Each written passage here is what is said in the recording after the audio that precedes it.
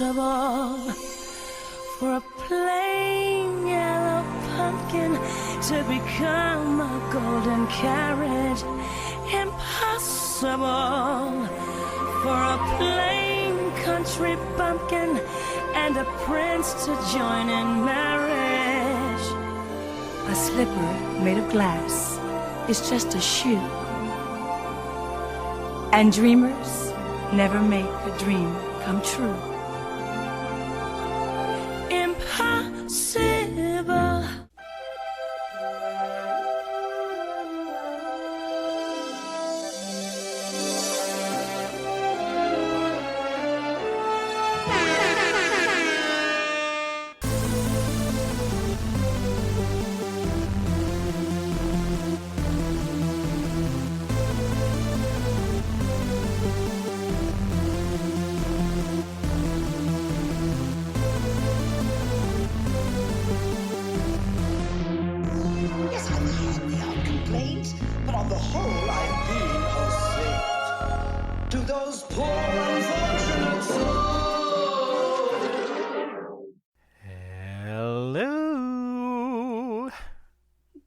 Hello and welcome.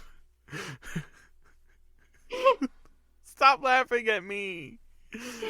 I made a bold choice. Okay. Hello and welcome to Poor Unfortunate Podcast.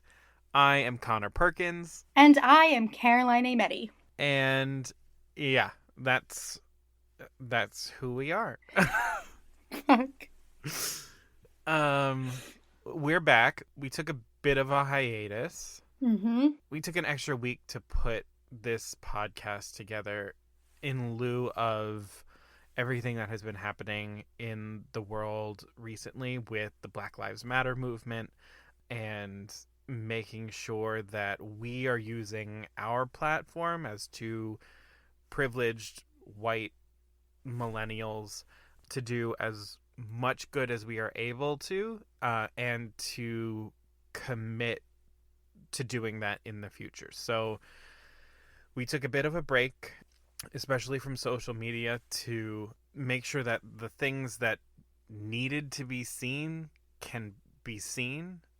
And we're going to make sure that we're staying mindful of that going forward. Mm-hmm. So last week we did a little giveaway on the Instagram of a shirt that Brandy Lane, which is a company you might have heard of in our previous episode, put out that it says ignorance is not cute, and 100% of the proceeds of those shirts went to the NAACP. So we bought one for one of our listeners, and in order to win the shirt, you had to follow New Black Mutual Aid, Black Lives Matter, and Equal Justice Initiative on Instagram and donate to one of those organizations, and you were entered to win the shirt. And so the lovely Alex Andrews was the winner of that, and you all who entered the giveaway raised $220 for those organizations, and we were really moved by that because, we are a small community, but you guys proved that we are mighty and that we can make a difference. Yep. It was really wonderful to see. Yep. And most people donated well and above the $5 minimum requirement donation to enter. So that was really, really moving. So we're looking to hopefully do one of those again in the future. So yeah, that's where we've been this past week. Caroline and I really want to take the time to personally focus on our activism in our respective locations, me being in Maryland, her being in Long Island, New York. And yeah, we're grateful that you've all been patient in waiting for this episode. Yeah, I think it's worthwhile. Mm-hmm. Yes. To wait. I think this is one of those situations where it was and remains much, much bigger than us, and our love of Disney. And I know that this is a time where everybody's feeds might be looking like they're getting a little bit back to normal, and we just want you to know that while we are back to recording episodes, we are taking everything that we've been considering for the past few weeks while we took a hiatus and bringing it along in future episodes and in our future. So when Connor and I were talking about what we were going to cover in this episode, we wanted to be sure that we weren't taking one huge swipe at the issue of racism and the issue of diversity in Disney, because we are not qualified to cover the breadth of that topic. And so we want to include those conversations in everything going forward with the podcast, but we want to do it on a step-by-step basis and really do the research on the topic we're covering so that we know as much as we can know. So we're not talking from a place of ignorance or talking from a place of being able to speak out of privilege without the research and education behind it. Yeah, it would not be helpful for us to just, decide to talk about racism in a company as large as the Disney company en masse. We are not educated enough to do that. And we do recognize that we have a responsibility, if this is our podcast, to educate ourselves as much as possible. And we are pledging to do that and to make sure that while talking about those topics in relationship to specific films, TV shows, like plays, rides, attractions, experiences, that we are doing that with work done behind it. And not saying that our work that we've done is the end or is the end all be all, or that we still won't have room to grow when we do talk about them, but our talking out of our ass is not helpful to anything. So yes. As we cover Disney through that lens, you can rest assured that we're going to be doing some work. Yes, well said. So we have reached the point. So we have reached. Jesus Lord! I told you I was going to do this. I'm so excited. Okay. Okay. Caroline is really, really excited for this episode. She is covering her mouth so that she cannot, spoil what it is, even though you probably read it in the description. But this episode is our Showdown episode, where we pit two like things against one another and we declare a victor. So we are taking the 1999 Wonderful World of Disney TV movie Annie and pitting against the famous 1997 Wonderful World of Disney Rodgers and Hammerstein's Cinderella, starring Brandy. You can scream now. Yeah. So this is gonna happen at some point down the road, regardless that we were going to talk about this movie. This is Caroline's favorite movie. This is my favorite movie on the planet. And it seems right now that it is the exactly right time to talk about this movie, and to talk about it in relationship to another movie of the same style, through the lens of diversity and inclusion. So we're gonna do, as I like to do, a little bit of background about both of these films, and then we're gonna get into nitty gritty and start putting them against each other and see what happens. Great. So Annie, because I said that one first, Annie premiered November 7th, 1999 on ABC's The Wonderful World of Disney. It was directed by Rob Marshall, and the executive producers on it were John Whitman, Craig Zadan. Is that how you pronounce his last name? As far as I know, yes. Okay. Neil Marin and Chris Montan. The writer was Irene Mecci. Irene, just so you know, she is famous for contributing to the screenplays of The Hunchback of Notre Dame, The Lion King, writing the book of The Lion King on Broadway. So Irene, she's pretty cool. She's also a woman writer at Disney, which we gotta give props to that. You'd love to see it. And then Annie went on to, receive 10 Emmy nominations, winning 2 of them for music direction and for choreography. So that's Annie, based on the musical of the same name. The next film is Cinderella. This is an adaptation of Rodgers and Hammerstein's musical Cinderella, infamous for being only done as TV specials. It was done with Julie Andrews. It was done with Leslie Ann Warren. In 1997, it was done with Brandy and Whitney Houston. And then finally, in 2013, made it to Broadway Mm-hmm. with Laura Osnes and Santino Fontana. Shout out, hi, Prince Hans, we hate you. Yes. So, this version of Cinderella premiered on November 2nd, 1997, also on ABC's The Wonderful World of Disney. Mm-hmm. It was directed by Robert Iskov. The executive producers were Whitney Houston, Deborah Martin Chase, Greg Zadan, Neil Marin, and David R. Ginsburg. Please note that Greg Zadan and Neil Marin also were the executive producers on Annie. Mm-hmm. The writer for this Cinderella was Robert Friedman. And in terms of awards, this was nominated for 7 Emmy nominations and won the Emmy for Outstanding Art Direction of a Variety or Music Program.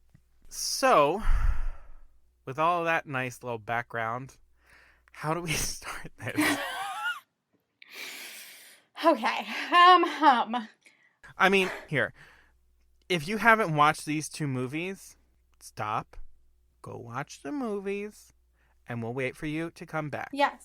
Honestly, it'll only be a 3-hour commitment total because they're each only 90 minutes. There you go. So go for it. Take the 3 hours and then come back for the rest. So we'll pause. Welcome back. Okay, so now that you've watched both movies for the first time or, rewatched, we're going to tell you which one we think is the better one. Caroline, do you want to do the honors? Yes, please. For us, once again, Cinderella is the clear winner in this race. Cinderella is the clear winner in terms of diversity and inclusion, and we're going to jump into that. But I think we both agree that from the pure standpoint of a TV musical, Cinderella is also the winner for a lot of reasons in the art direction and the production and all of that beautiful stuff. Yeah. So I guess to begin, just as a disclaimer, really the majority of our factual knowledge from this conversation comes from the incredible article on the Shondaland website that is an oral history of 1997 Cinderella. That's where we're getting a lot of our behind-the-scenes info from. You should definitely go and read that interview article as well. So amazing. It's really, when they say an oral history, it's such a long article. Yeah. You get firsthand accounts from people in the cast of what it was like to work on a project that was so groundbreaking. So just so you know, there's something else that you can go read if you love this movie as much as I know a lot of you do. Yeah. A lot of us do. So let's dive in and talk about, these 2 movies in terms of their value as TV movies themselves. Mm-hmm. And then we'll move on to looking at these specifically through the lens of race, diversity, inclusion, and why Cinderella is better than Annie. Mm-hmm. Mm-hmm. Great. So, I mean, this is all not to say that Annie is a bad movie. To be completely honest, I think it's actually the best adaptation of Annie the musical into a movie that I've ever seen. The music is solid, the performances are all solid. There really isn't anything particularly bad about it. Mm-hmm. The difference is Cinderella just goes the extra mile. I think that's what it is.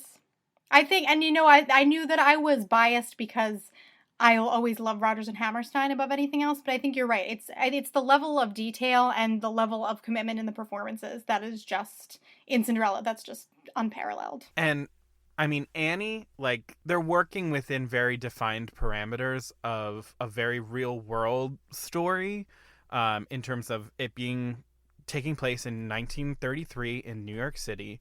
Whereas, with a fantasy story like Cinderella, you have your options of where you can put it. So I will give them that sort of hurdle, that thing that is sort of stacked against them. Mm-hmm. Cinderella has the advantage. Yeah, I think for me, though, it comes down to how meticulous Cinderella is.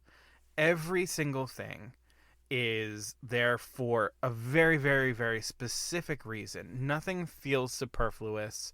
And it just feels to me that Annie had a little bit of like, too much studio hands in the pot. I felt the same thing. Yes.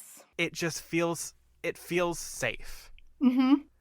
It feels like we're putting these things here because, that's what you're used to seeing, or like that's what you always do. You're doing a 1933 New York. Great. We've got our garbage can fire for you to warm your hands with or whatever. Right. I never feel like that with Cinderella. And one of the things that I think really, really goes to that is in that Shondaland article, that oral history, when they talk about how when filming, pretty much what you see is what they filmed. Mm-hmm. They did not have a whole lot of extra footage. They knew exactly what they wanted, and they got exactly that, and they knew that it would work. And that is a testament to very, very careful planning and a lot of love.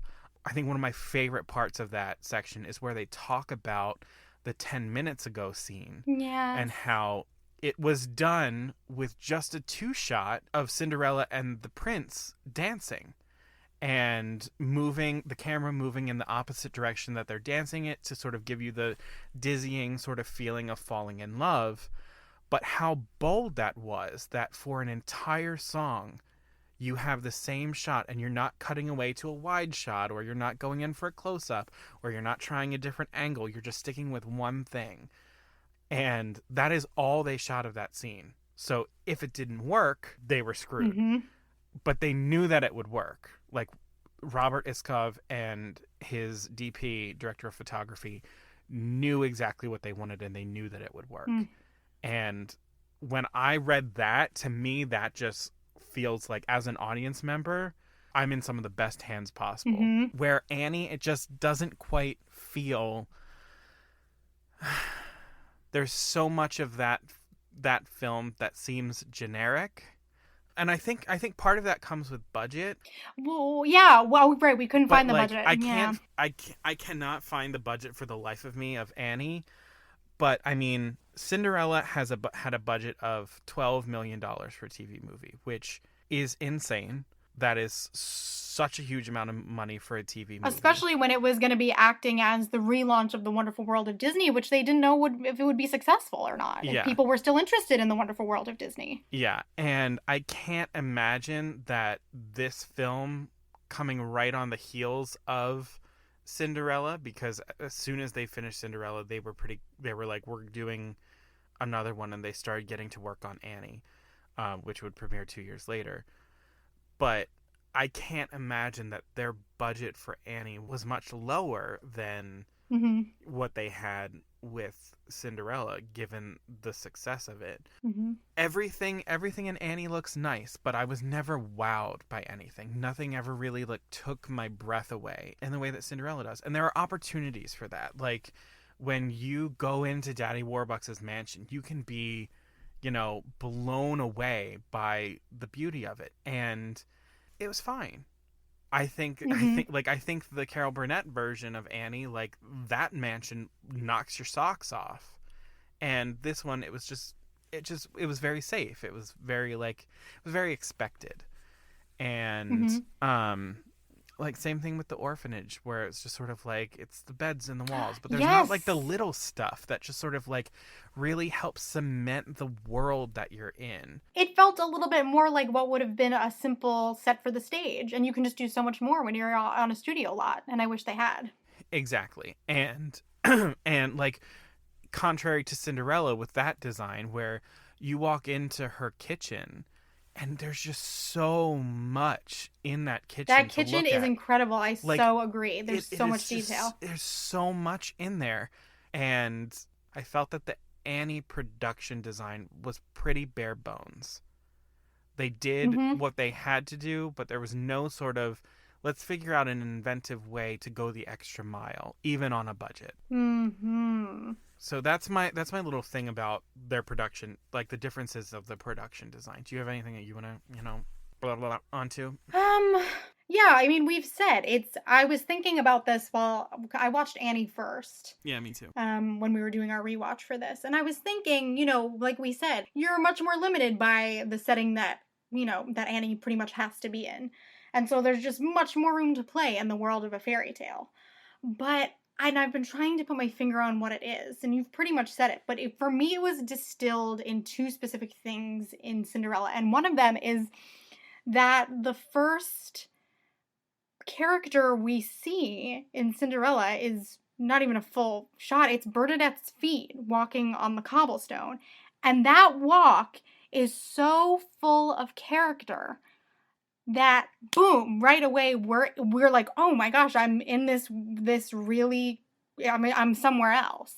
And I think Annie opened with like the overture, which is great, but pans of New York City, stuff, basic things. And then it like goes up to the window where like Annie is. Which is exactly what happens in the movie from the 80s. And that's kind of what happens on the Broadway show. Like we can find a more inventive way to get the essence of New York than the buildings, because New York is so much more than the buildings, and that's kind of what the story is trying to be, is like this is about like the people of New York. Yeah, and especially if the first moment of the piece is always going to be Annie singing Maybe.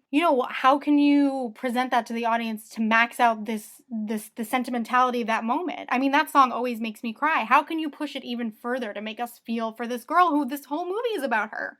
And I think, and that's the way that they have Brandy enter in Cinderella is amazing, because we get this stark contrast to the first three characters we see, and then we see her come running in, and the music swells. And it just evokes everything that you need to know about her. Her face is just like full of optimism and struggle, and she's like trying to hold all these packages and keep up. And it's just using all the little bits of the score to their advantage. Like that's filmmaking. Right. There. Yeah. That's not going through the motions. They were like, what is a way that we can like really, really be introduced to this character in all of who she is and not say anything. And I think Cinderella really pulled away with that advantage, because another thing that I noticed watching Annie is that we were a half hour in. It's only a 90-minute movie, Annie's usually longer than that. They had to cut some of the material, which I understand. But they did a little bit of restructuring, and I think the restructuring could have done better, because we were a half hour into Annie, and she had not gotten to go to Daddy Warbucks' mansion yet. And usually, so we've spent a lot of time on Miss Hannigan, which I think is fine, because she's a really juicy, interesting character and can be really funny and really dark and all these things. But I think one of the key things was that they needed to move Miss Hannigan's song Little Girls into later in the film, because we were skewed into thinking that in a weird way this was just a story about this really sad orphanage and the woman who runs it, when this is a movie about Annie and her journey. Yeah. And we're a half hour in, and we haven't gotten to the meat of her journey yet, and her meeting Daddy Warbucks, which is the goal of the whole story. And then by the time that Grace Farrell shows up to get Annie, she was just like, hi, here's our 2-minute scene, blah, blah, blah, blah. I went an orphan, here's the things, and then it's sign here, and then it's just like, go, and we're done. And it's like, whoa, that happened so fast. There was no, conversation really happening. Yeah, no, and that'll go into, us talking about Audra playing Grace. But I also felt that the movie was very rushed at the end because of the restructuring that they did. FDR is always in Annie. And in the stage version, he appears way earlier on in the story, and actually, is a catalyst for finding out that Annie's parents are no longer alive, all of these things. He sings Tomorrow along with her in the show. And in this TV movie version, he comes in the last few minutes of the movie. And so, sure, it's FDR, and we all know FDR, but we don't have any emotional attachment to him. And then, he comes in around the same time that Miss Hannigan and Rooster and Lily get carted off to go to jail. And it all happens so quickly that it doesn't feel satisfying. Yeah, it definitely feels like it hits the climax, and then it just rockets downhill. And there wasn't enough room for you to coast out of it to appreciate the climax, so you just sort of ends. And I think that's another place where Cinderella has an advantage, because one of the key points of the Cinderella story is that it all happens in a pretty short amount of time. She meets the prince and falls in love with it's 2 days, 3 days. So it works better for a 90-minute format. But like with that, he finds out who she is. You get the kiss, and then you get a whole nother like closing number from the fairy godmother singing "There's Music in You," and you get like 2 to 3 more minutes of footage after that. It's like not just like, oh, cut to they're at the wedding. They're in the carriage. They're going through the same streets that you see in the beginning. And then you see the ceremony and like everyone's there. And like there is a lot of time so that you can really like revel in this end of this story as opposed to like, let's end it. Boop, get out, get away. And both of these films have involved restructuring and the switching in and out of songs. And again, another advantage of Cinderella is that the creators have the Rodgers and Hammerstein songbook to work with and to pull from. So giving Cinderella the sweetest sounds right at the kickoff of the film, so we don't have to wait for In My Own Little Corner. It changes everything, and it just solidifies her as the centerpiece of the story. Her and the prince. They made some cuts in Annie as well. The song Dumb Dog is not in there. The song from the musical, We'd Like to Thank You, Herbert Hoover, which is very, like, really even more solidifies it in the time period, is out, which is fine. But they were restructuring it. There were a lot of people, though, who complained about Herbert Hoover. Yeah, there were like I saw like there were some people and they were like we're sad that it was cut. And I'm like, I don't even fucking remember that song. For whatever reason, I do remember that song. From the one time I saw it at a community theater, I remember it. I don't know why. But they also took out the song from the movie We Got Annie. Oh my God, I love it. But so just to say, they were restructuring. We Got Annie. Oh my God. So good. So good. So I'm fine. We don't have enough time for it. That's okay. But it just goes to say they were doing restructuring, and they didn't do the kind of restructuring that really focused the story on Annie. And Miss Hannigan is one of my favorite musical theater characters. But maybe I'm biased because I absolutely love Carol Burnett, but Kathy Bates' version of Miss Hannigan is not my favorite, and maybe it's because they are trying to rectify the level of child abuse that is actually going on in that situation to make it more palatable. That I understand. But she just, to me, wasn't funny enough and wasn't scary enough. So if she's not going to be Carol Burnett level juicy, let's just refocus on Annie and get her to Daddy Warbucks so we can let that story get built. So I think Victor Garber was also robbed of the evolution of Daddy Warbucks from this like cold, removed man who doesn't know how to deal with children to a father. We get that so clearly in the 1980s movie. And I think that also when they're restructuring, instead of doing I Don't Need Anything But You, and then doing a reprise after the climax, just move the whole song and just make that the closing number. Just do it all as the closing number. I so agree. Yes. Like, we don't need the reprise. Give us more time to revel in the end. So that we're not like, oh, he's proposing to Grace, and we're like, whoa, that happened, and then, the movie's over. What? Which we'll have more to talk about that in a minute. Yes, indeed. I just found the level of detail in Cinderella is not only in the art direction and the contrast of the artistic style for Cinderella's world versus the artistic style for the prince's world based on real artists. I mean, so much Klimt. To me, this is what I was going to say before. So much Klimt. Yes, the Klimt.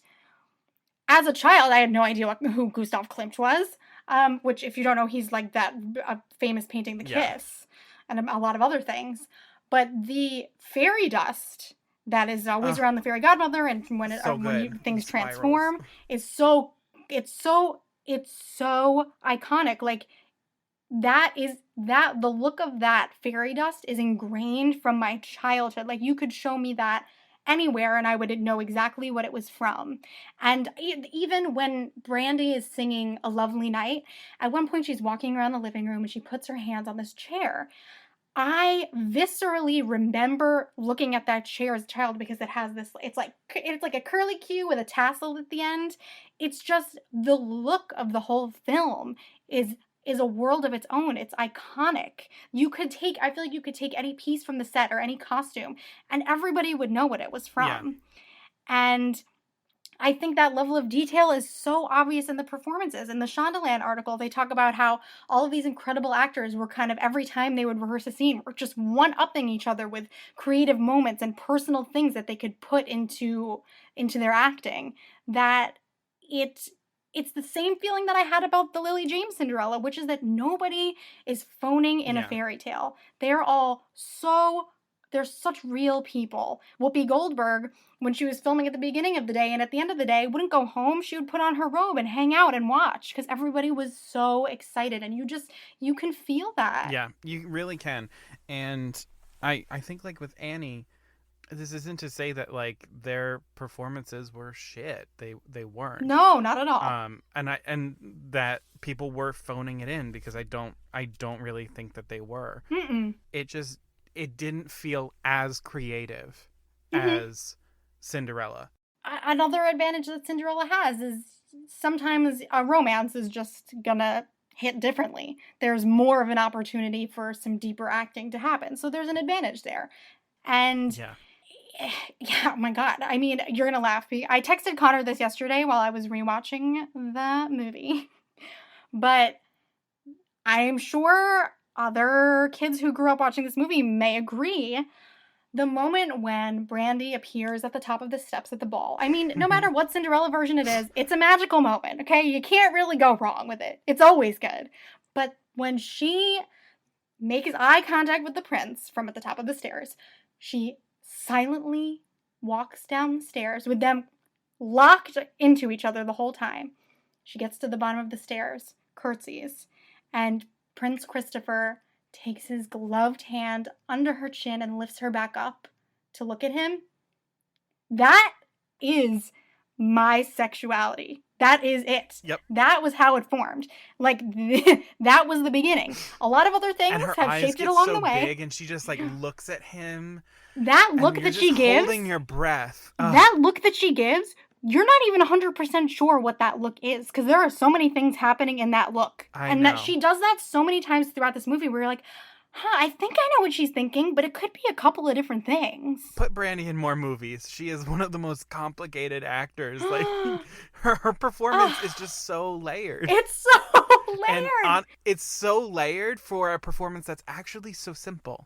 She just, like, brings her naivete and her optimism into everything, even when, you know, she's the focal point of a ball and all eyes are on her, and the prince is lifting her chin. Oh yeah, like, you can't even say it. Like, oh God. I can't. Oh, she's got all the feels. It's moving. It's magic. I don't even know. Maybe this is a way to transition into the rest of the conversation we're going to have about these films. Yep. But I think another really lovely thing about the way that they wrote Cinderella for Brandy is she's got a lot of great one-liners. Like when she first meets the prince and he's like, you know, what would a man have to do to kind of get your attention? She's like, well, he'd have to get to know me a lot better. And he's like, well, you know, you want to be treated like a princess. And she's like, no, just like a person with kindness and respect. All of these things, just, you know, trying to take away some of the helplessness of that character. But I think the best part of it is at the end of the movie, when he is at her house trying the glass slipper on her stepmother and her stepsisters, she's not in the house waiting for him to find her, like in a lot of other versions. When he finds her, she has packed her bag and she is leaving because, you know, she says when she's standing outside talking to her father who has passed, you know, she's saying, you know, I deserve better. Like, I deserve to be loved. And that's what I know after going to this ball. So I have to leave this place where I am not loved and I don't get what I deserve. So she wasn't waiting for him. Yep. She was willing to give up the romance to leave for a better life for herself. And luckily, he caught her in time. Yeah. And, like, she hears the door lock on her. And you see in her face, she makes the decision. Mm-hmm. Where, like, she's talked to her fairy godmother. And her fairy godmother's like, you know, like, no one is stopping you from leaving that door. That is something on your own that you have to do. I love the way that fairy godmother is portrayed, where she's just like, this story is not about, you know, divine intervention saving the day. She was like, I got you to the ball. what happens here is all up to you. Yes. Where it's like we're just a means to getting you to a place for you to shine. And like that's what she is. She's like, I am just a means to getting you to a place where you can feel like you can leave. But ultimately the decision to leave has to come from you. And she freaking does it. She's leaving. She's got her bag and she's out of there. I think it is the best interpretation of Cinderella in terms of her just like taking agency of everything that she is. Yes, and you know what I really I think it's the only time I've ever seen her try and leave. Yes, and what she's just like, I'm not putting up with this shit anymore. Yeah. Like, yes, be kind to everyone and like I'm gonna out kind them and like whatever. Like this version of Cinderella says no. At some point, you have to reserve some kindness for yourself, and that's what she's doing when she leaves. And that's what I love too, which might tie into our conversation about diversity in this film, is in the most recent Broadway revival, in order to give Cinderella more depth and more agency, they added in this storyline about basically her giving the prince advice on how to run the kingdom, which I like. But what I liked even more about this version is that Cinderella doesn't have to save the man or be, the one who teaches him how to be kind. She doesn't have to enlighten him. He's already a good guy. Right off the bat, he recognizes the privilege of being a royal. When he meets her and her boxes almost get trampled by the royal carriage, he's like, just like those royals, right? He also, patronizes small businesses when he buys that single flower. Like, he's a good guy. Does. He is aware of his privilege. And I also like that in this version, the prince makes a comment about how he feels like he's a prize that everybody's circling around. And that's usually a sentiment that princesses and female characters express. And I just love that a lot of stereotypes get turned on their head. Like, men can feel that way too. He feels like no one is really seeing him and he's just a prize for people to win. It's just so... we're not falling into stereotypes already in the writing. Yeah, this teleplay is really solid. And Robert Friedman, like from the get-go, he talks about how he wants to make sure that this is a version of Cinderella that he can be proud of his daughters watching. That script, he says, he's like, it was never done. He's like, until it was shot, that script was never finished. Like, it was just constantly being rewritten. New bits were constantly being added, and a lot of it was also coming from actors. He would watch the actors, what they were bringing to it, and he would just amplify the things that they were already doing. Whoopi was saying a line like completely wrong, and no one was calling her on it. And he goes over to the script supervisor to make sure that he was like, okay, that is the line. And he goes over to Whoopi and he says, oh, you've been saying this line like this, and she laughs and just goes, oh, that's how I'm gonna say it in the thing. And he's just like, okay. And that's just how it was. And the result is so powerful. It's so full of like the little things that you don't realize, like when you're a kid watching it, you internalize in such a great way. Like, yeah, there's so many things that I remember watching from that movie that I've internalized, messages that I've internalized in a way that I don't know if I'd gotten the same sort of messages from Annie, which they had an opportunity to adapt it in a pretty profound way. And it just felt like, again, more things were mined out of Cinderella than I think Annie. And I think more things... Maybe that's a flaw in the story. Right? I think that's definitely true. Because it's a very specific It's straightforward. Story. And white. Yeah, it is. Yes, it's white story.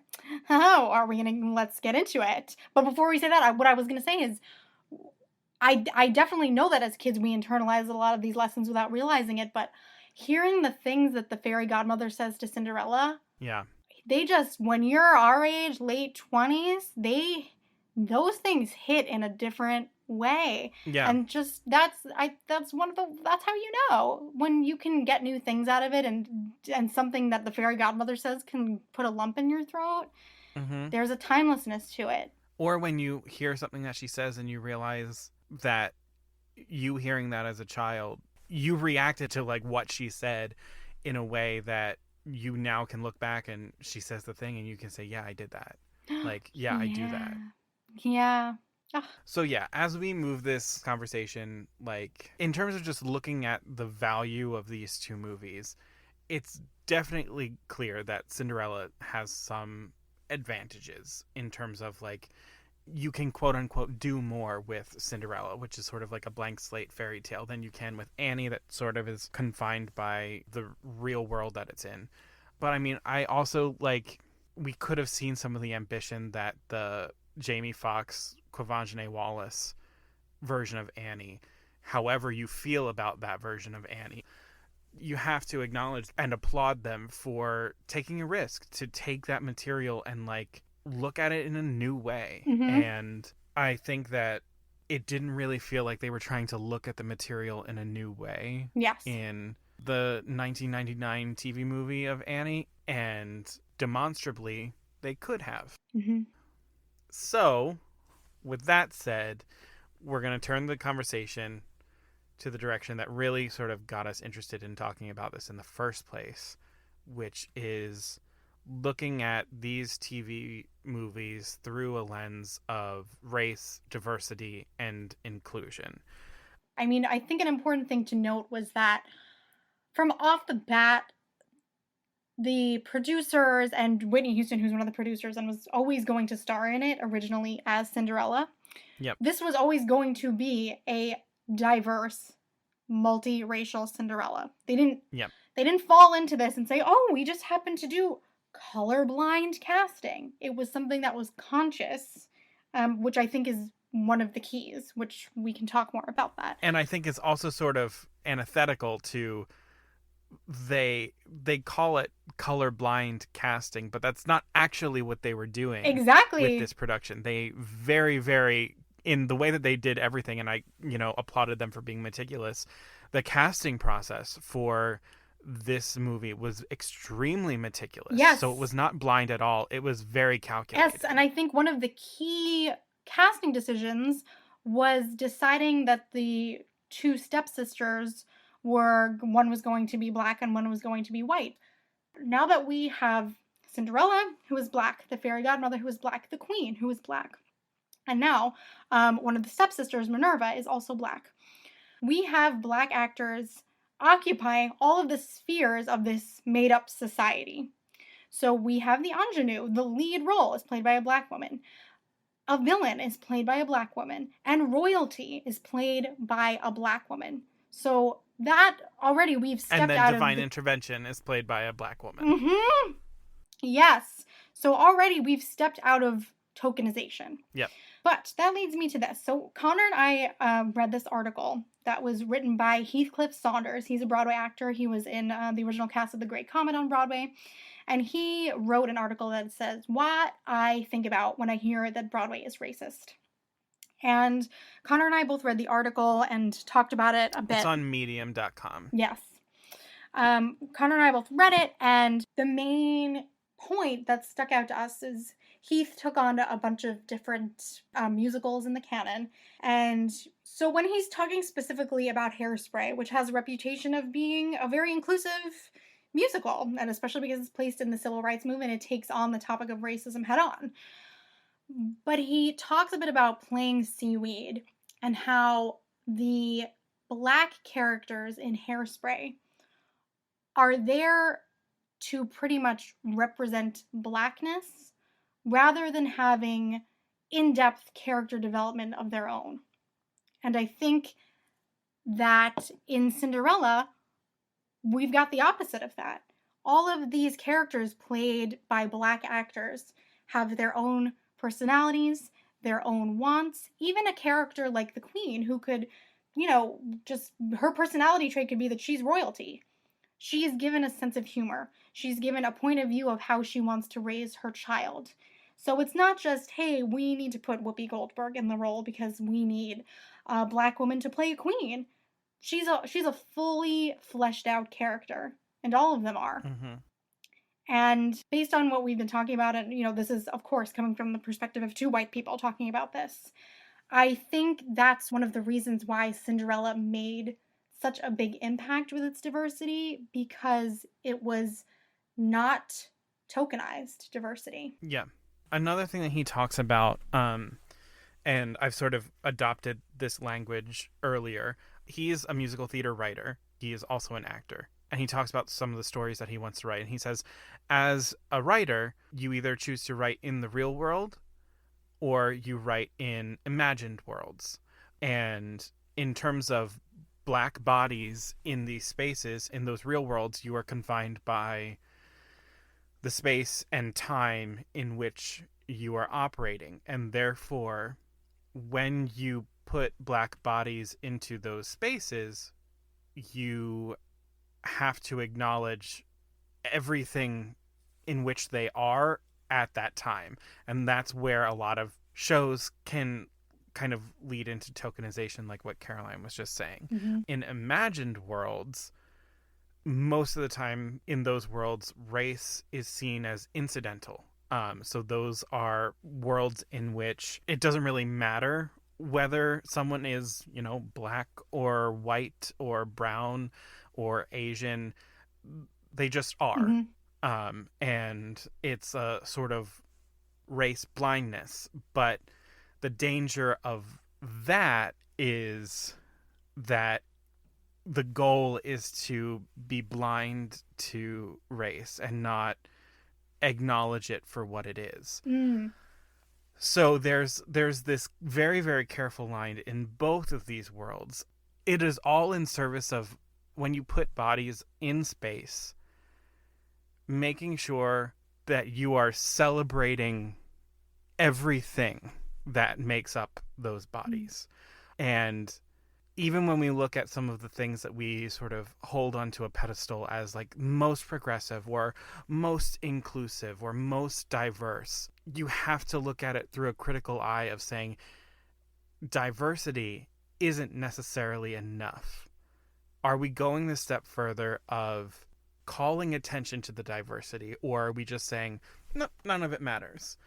And that's one of the things that has bothered me when I hear so many people talk about the Cinderella as colorblind, because it very much is not. In some aspects, yes, they are not looking at race, but more often than not in this film, I see race being celebrated. I see it in costumes, you see it in hair and makeup, you see it in the story. There's no way that you can tell me that Whitney Houston, as a Black woman, looking at Brandy, another Black woman, telling her that she is special, telling her that she is beautiful, saying that her braids are pretty. Yes, I was going to bring that line up. Are not just generic. They are very, very specific about race. Whitney is seeing her race. She is seeing that she is a Black woman, and she is telling her that she is beautiful in all that she is, both because of her race and for everything else that is not her race, all of it together. And that is what I believe Heath is talking about in his article when he's talking about the type of inclusivity and the type of diversity that we should aspire to. That when you look at another person on a stage, or when you look at another person in the screen, that you are not seeing past any part of them that makes them them. You are seeing all of it and still saying the things that you're saying, if that makes sense. It does. Like his thing with Hairspray is that ultimately their goal is like, it doesn't matter if you're Black or white, that they're moving to a point that is beyond race and questioning whether beyond race really should be our goal. Right. And instead our goal should be celebrating race, which I think this film very much does. And it would be so easy in an imagined fairy tale world to not specifically celebrate and say, well, in this made up fairy tale world, race is irrelevant. But like you said, I think that line that Whitney says, where she talks about Brandy's pretty braids, there's acknowledgement of it. And so I think the moment, Cinderella, the story, the heart of the story is about being loved instantly on sight for who you are. Love at first sight just means that who you are is loved. It's a given. It's not earned. It's who you are standing there right in this moment. You are loved. And going on to there's a little YouTube clip of Paolo and Brandy doing the Do I Love You Because You're Beautiful number. And I saw so many comments from Black women saying, this was so important to me growing up, to see this man look at a Black woman and say, you are beautiful, period. Yep. He doesn't go into why or how. She just is. She just is beautiful. She just is loved. Yeah. So with this in mind, and I really, really invite you to read Heathcliff Saunders' article. It took me a couple reads to really start to internalize some of the things that he is saying, but Annie, I don't think goes that extra step that Cinderella does, that I think Heath is saying in his article, because we have all these diverse orphans. That's very great. It's important that kids see themselves in characters in movies, and I do think that is important, that they cast those orphans. What is a bit frustrating in terms of going that extra step, making sure that diversity doesn't fall into tokenization, none of those characters really have stories. Like their stories are just that they're, quote unquote bratty orphans to Miss Hannigan. And meanwhile, there's, again, maybe things are cut for time, but usually the orphans' personalities are much more diversified, where Pepper is the sassy one, and I forget which one is the one who's always worried and always says, oh my goodness, oh my goodness. Their personalities in the TV movie are a monolith. Yeah. Like you said. They're all like, they're a little bit bratty, they're a little bit sassy, but they want to be loved. And what frustrates me there is that if, the part that you're celebrating as diversity are these orphans, then give them their damn time. Like give them the stories, give them the intricacies of their characters. Don't just, say, oh, we've got diverse orphans and they're in, a third of the movie. And then we move on to like the white girl and her white dad and the three white bad guys after them. And, then we've got Audra McDonald, but, she doesn't really have a whole lot of agency herself. Like, not saying that the casting of those girls in that orphanage was wrong, but we need to go a step further than casting. We need to translate that into storytelling. That was not there for me, and was a bit disappointing when you note that Rob Marshall was the choreographer in Cinderella, and two of the producers were part of the producing team of Cinderella, and that it came after Cinderella. They've seen it done. Right. I think really the driving force of Cinderella, a lot of people may say Whitney, and Whitney definitely was a driving force of Cinderella, but I really believe that it was the producer Deborah Martin Chase, she was a Black woman. She was a producer on this. She was like right there with Whitney, and she showed up throughout everything. And I think Annie feels her absence. Yes. Yes. So moving on to, some tokenization in Annie, I think that's where Audra McDonald unfortunately finds herself on the edge of, because on one hand it's really important that Black girls see themselves in Grace Farrell, that they can watch that and say, okay, when my middle school inevitably does Annie, I've got a sporting chance at Grace Farrell, because hell yeah, you should. But the character of Grace, especially in this version where so much of her has been stripped away, she seems more of a means to an end than a character in and of herself, to the point where when she is proposed to by Oliver Warbucks, it seems out of the blue, because so much of that romance has not really been manufactured, and Audra's trying to do it in looks and glances and everything that she can, not spoken, but her story isn't really there, and her story as a Black woman is not really there. Like, if we're committing to this real world and we're saying, okay, this is a real world in which billionaire Oliver Warbucks, hires a Black woman to be his personal secretary, where is the weight of that? Like, where is the story of Grace in that? Because That's not an easy thing to do.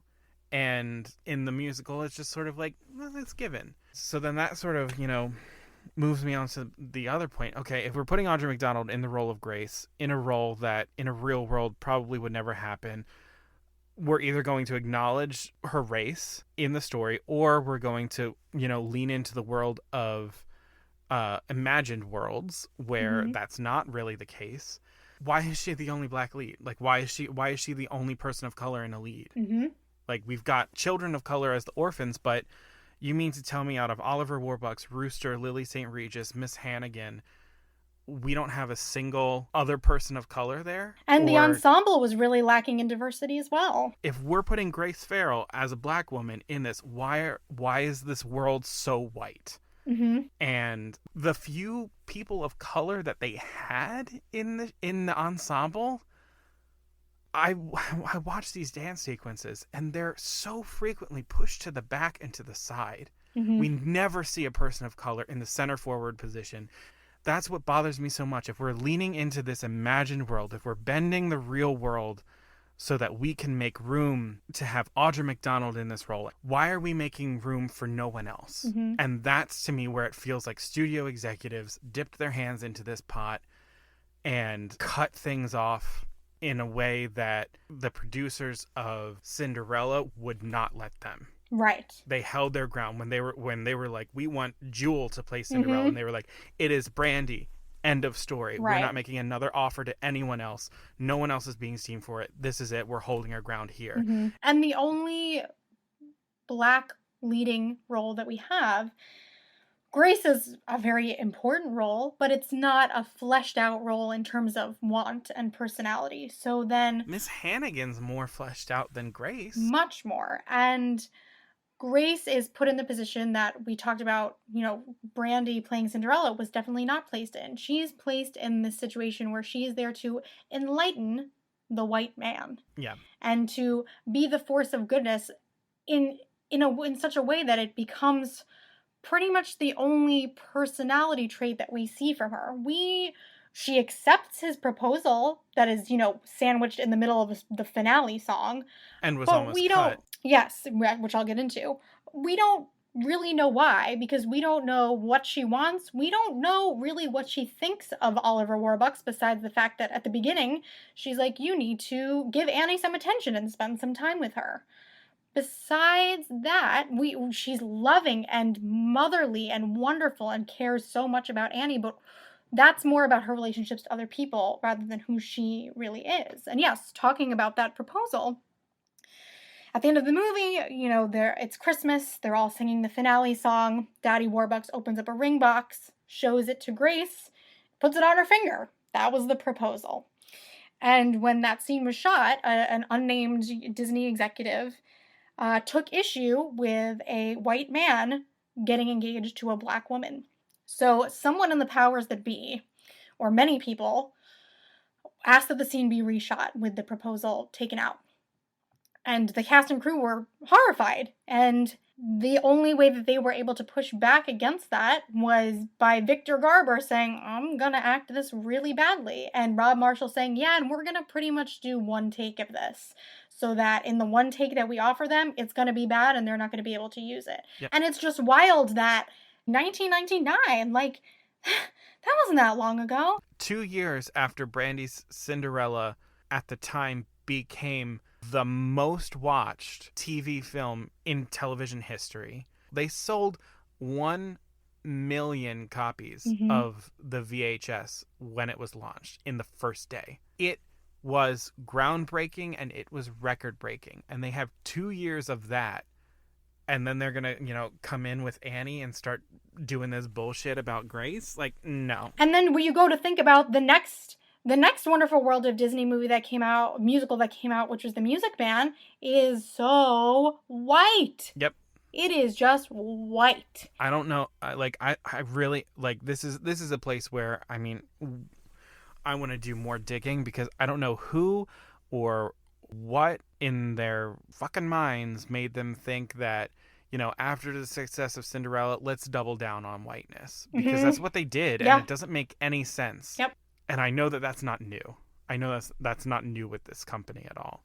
and that it still goes on today. It is the thing that frustrates me probably the most about this company, more than the stupid ass decisions they make about like what they're going to put in the parks next, or like what Disney film they're going to remake and butcher. Like, the thing that probably baffles me and frustrates me the most, to the point where I'm like running out of breath right now, is how often they stand on both sides of the fence. Mm-hmm. And we deserve better than that from a company that is molding the minds of the future with their content, that brings families together in love. You can't walk both sides of the street. I feel like it's summed up in the issue that's coming up of the Black leading characters in Disney animated films spend a lot of time outside of their Black bodies. Yep. Tiana is a frog for most of Princess and the Frog, and people are taking up that issue from what they know about Soul coming up as well. Yep. Yeah, that's exactly it. It's walking both sides of the line. Yeah. You know, I remember it stood out to me talking about the production of Cinderella that there were hairdressers on set who knew how to do Black hair. Yeah.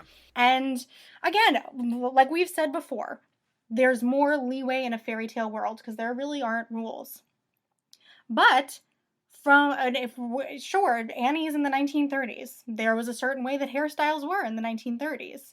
But Audra's hair is done the way that any white woman's hair would be done. It really is. I don't know who was on the crew. I had that written down. I've been combing through the crew to try and figure out, was there anyone there who was, trained in Black hair? To my knowledge, I can't find anyone. And Mm-hmm. I was looking for that because, I mean, in the crew for Cinderella, like, the hairstylists were dedicated to the actors. Like, Mm-hmm. they were like, this hairstylist is for Whitney Houston. This hairstylist is for Brandy. And, like, Natalie Desselle, as a Black woman, had someone doing Black hair, not just because she was a major pop star like Whitney Houston, Mm-hmm. but because she was a Black woman, and Black hair is not done the same way as white hair. And I couldn't find Mm-hmm. a dedicated Black hairstylist for Audra McDonald in Annie.